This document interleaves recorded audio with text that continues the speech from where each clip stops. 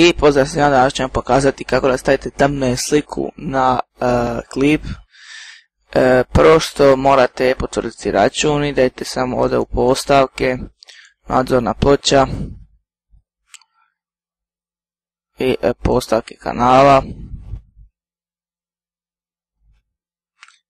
i potvrđeno. Evo, meni je potvrđeno, vama će ovdje pisati potvrdi. Onda idete tu pa možete birati hoćete li probirate državno, da li birate hoćete li glasovnu poruku ili SMS.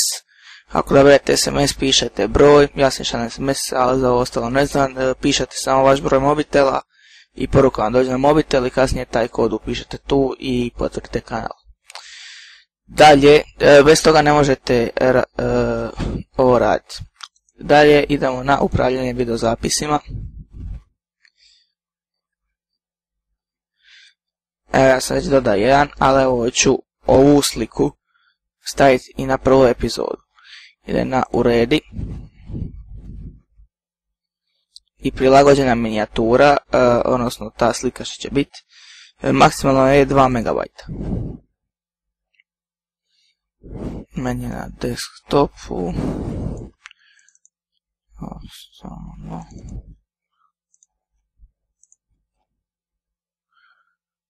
Sad čekamo da se prenese. Idemo samo spremiti.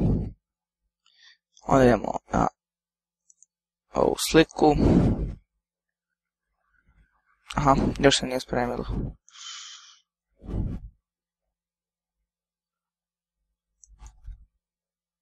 Zašto neće?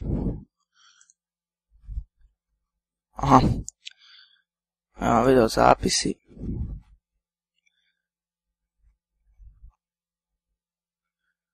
Evo, sad i ovo ima ovu sliku.